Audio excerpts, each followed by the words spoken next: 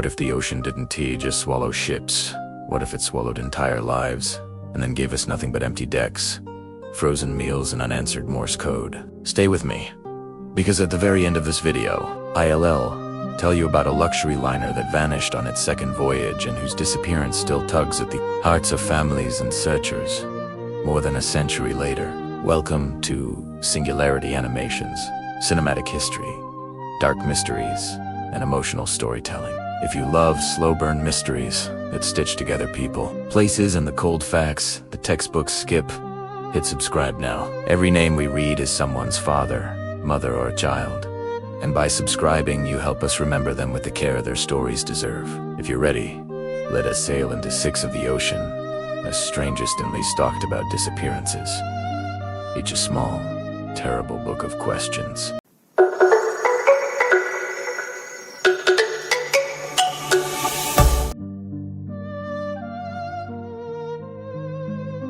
Imagine a ship abandoned in Arctic ice, then seen again and again for decades afterward.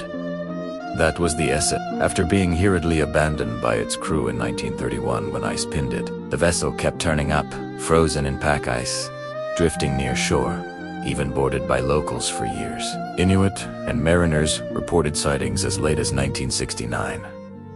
Each time she was close enough to salvage, where the ice forced would-be rescuers away. Then, one day, the Baychimo simply vanished from records and from sight. Her final fate, unknown. The image of a steel hull riding the polar seas for nearly 4 decades. Sometimes, with people boarding her to strip valuable furs, and other times left mysteriously untouched, turned the Baychimo into a real-life ghost story that stretched across generations. Why this chills us? The Baychimo wasn't a famous liner. She was a working trading ship, and yet her decades-long afterlife blurred the line between maritime accident and haunting. The people who saw her later, hunters, trappers, supply crews, didn't bring us a tidy explanation, only more sightings, and the sense that the Arctic keeps secrets for a long, slow time. October 1955. The tropical Pacific, a route between islands. Families traveling between homes. The MV Joyita was found weeks later. Adrift, partly flooded, with engines dead and no one aboard. Lifeboats were missing, and a table in the galley had been cleared for dinner but untouched. The radio was inoperable. Some hatches were blocked, and the ship's log was not on board. The 25 passengers and crew, men, women, children, were gone. Official investigations found puzzling mechanical and maintenance oddities, but could not explain who left, why, or what happened to them. Local communities still grieve. For many in the Pacific, the Joyita remains a wound without closure, a list of names with no place to visit. The human angle is brutal. Small island communities are tightly knit. When a boat fails to return, whole networks of families are left suspended. The Joyita case is not a Hollywood spectacle.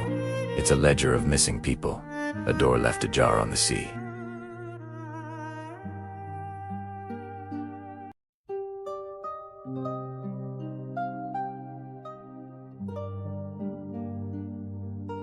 When they finally boarded after heavy seas, they found a vessel that had been abandoned in haste but otherwise left in order.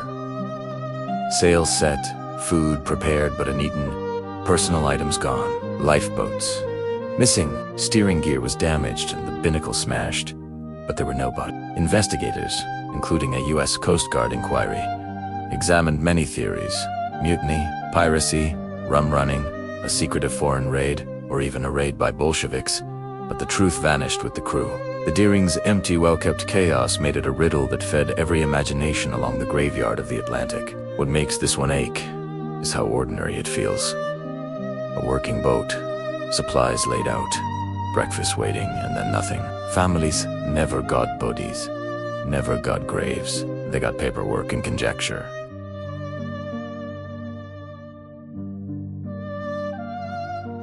In December 1900, a relief vessel reached the remote Flannan Isles lighthouse and found the light extinguished, and no keepers to greet them. The island bore no sign of the men. Lanterns were cold, the clock had stopped, and a recently served meal sat undisturbed. The only clues were a tent on the rocks and a set of oilskins left behind. Over the years, Theories ranged from freak waves that swept men away, to a falling chain of events and an impulsive attempt to furl a boat in a storm. There's also folklore and darker speculation. But in the end, precise human details matter. 3 men who left their posts and did not return. The cold, empty rooms of the Flannan Isles keep a silence that still presses on the imagination. Wyatt is quietly tragic. Lighthouse keepers were ordinary people who chose lives of service in lonely places. Their disappearance is an emotional reminder of one of the ocean's cruelest truths. Sometimes there is no message to send home.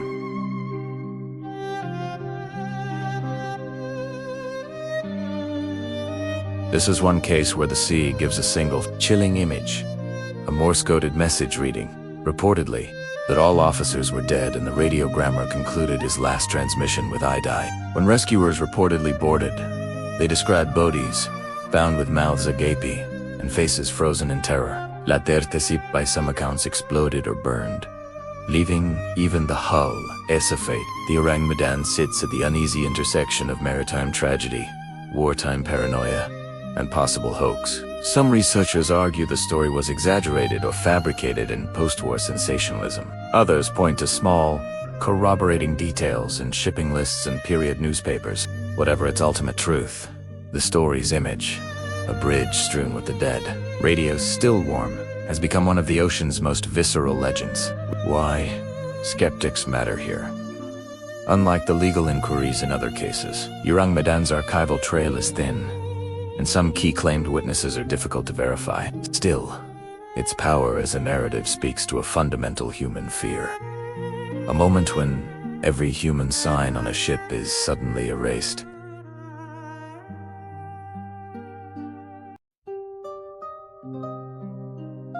In July 1909, the newly built SS Waratah, a 450-foot luxury steamer, left Durban for Cape Town with more than 200 souls aboard. She passed other ships in the morning, exchanged signals, and then sometime later that day, simply vanished. No lifeboats, no boaties, no confirmed wreckage. Over the following months and years, governments, families, and private search crews scoured thousands of miles of Southern Ocean, even mounting expeditions to far and lonely islands, and still nothing definitive turned up.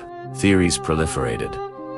A catastrophic capsize caused by liquefied cargo, a freak rogue wave that rolled the ship without leaving debris, a catastrophic coal bunker fire, or even sabotage. Local diaries recorded a Soldier S, later telescope sighting of a vessel matching Waratah struggling in heavy seas, possibly rolling past before disappearing. Decades of sonar surveys and dives have turned up wrecks, but not hers. For families in Britain and Australia, those passenger lists represent mourning unresolved. No graves, no closure. Only the ocean is a cold ledger. Waratah was not a trawler. She was packed with people heading to new lives and older ones. Passengers and crew with families waiting on docks and in parishes. The fact that this happened on a brand new ship, on only its second voyage, deepens the human cost, a symbol of modern comfort and safety that simply did not deliver its people home. Across these cases, you'll notice the same small, terrible patterns. Empty ships with signs of recent, interrupted life. Meals left, clothing missing, beds slept in.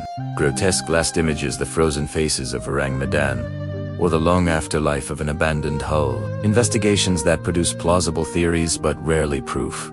Rogue waves, cargo shifts, mechanical failure, human panic. The people at the center, the ones who vanish, are often ordinary. Lighthouse keepers, merchant mariners, island families. That human core is what makes these vanishings more than puzzles. It makes them tragedies. Each story resists neat explanation because the ocean is an environment that preserves nothing simple. Where there are no witnesses, the sea becomes a storyteller with only mood and debris to offer. We retell these vanishings, not because they are sensational, but because they remind us how fragile our promises are to one another. Every manifest is a list of names and stories. When the sea takes them and gives us only an empty table or an abandoned hull, the work of history becomes human care. Piecing together who these people were, where they were going, whom they left waiting. If you felt the hairs on your neck at any of these images, If you thought about the families who never received coffins or graves, do something small. Subscribe. We put a gentle, human lens on stories that might otherwise be flattened into mystery. Hit subscribe, ring the bell, and share this video with someone who loves a slow, emotional true history mystery. If you liked this deep dive, I'll follow up with a visual investigation into the Joyita and the Deering blueprints, survivor lists, and the primary documents investigators used. Drop a comment below if you want me to animate the Waratah search grids and eyewitness diary entries next. Thanks for watching Singularity Animations. Remember, each of these vanished people had voices, and listening to them is how we keep them alive.